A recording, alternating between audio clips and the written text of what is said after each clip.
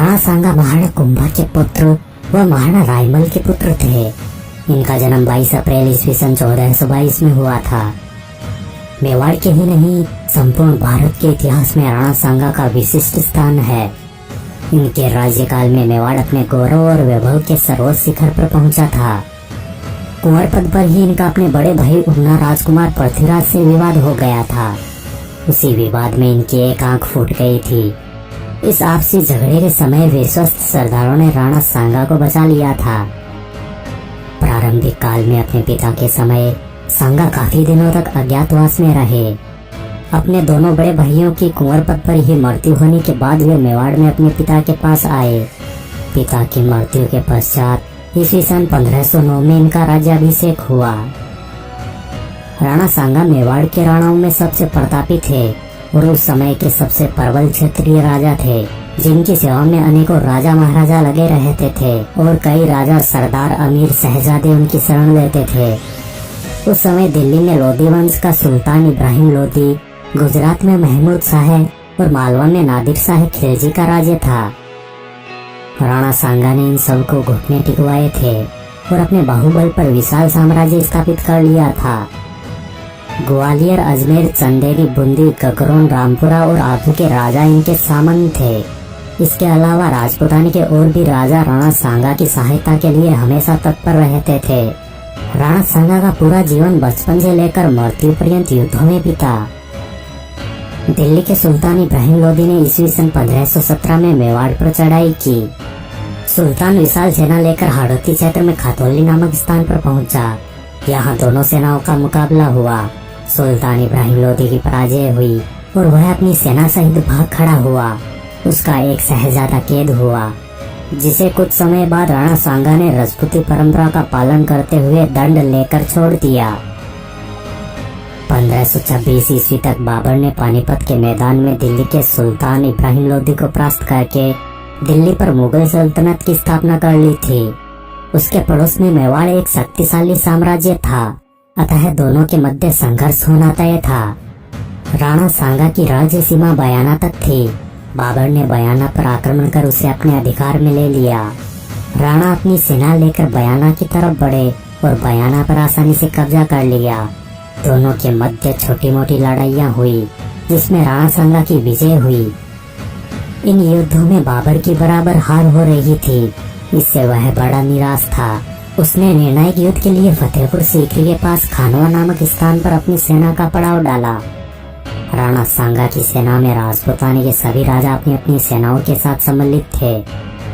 राणा सांगा के साथ इब्राहिम लोधी का पुत्र महमूद लोधी, जोधपुर के राव गंगा, आमेर के कछवाहा पृथ्वीराज, ईडर के भारमल, विरमदेव मेड़तिया, डूंगरपुर के रावल उदय सिंह, बूंदी के हाड़ा नरबद, चंदेरी के मेदिनी राय, देवड़िया के रावत बाग सिंह, बीकानेर के कुंवर कल्याणमल और हसन खां मेवाती अपनी अपनी सेनाओं के साथ शामिल थे।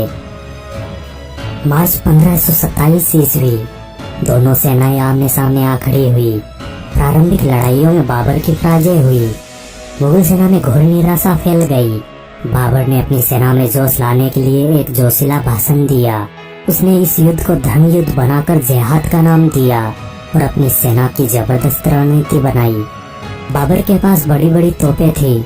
उसने उनकी मोर्चेबंदी की। इससे पहले भारत में कभी भी तोपों का प्रयोग नहीं हुआ था।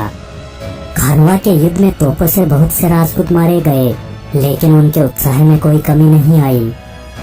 मुगल सेना का पलड़ा हल्का था। वे हार रहे थे, लेकिन मुगल सेना भी पूरे जोश के साथ युद्ध कर रही थी।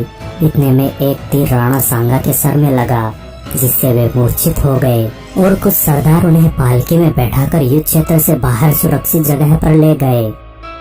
राणा के हटते ही झालाजा ने रांची में धारण करके राणा सांगा के हाथी पर सवार होकर युद्ध का संचालन किया। झालाजा की अध्यक्षता में सेना लड़ने लगी, लेकिन राणा सांगा की अनुपस्थिति में सेना में निराशा छा गई। राजपूत पक्ष अब भी मजबूत था। तोपखाने ने भयंकर तबाही मचाई। इसी समय बाबर के सुरक्षित दस्ते के युद्ध में प्रवेश करते ही मुगलों का पलड़ा भारी हो गया।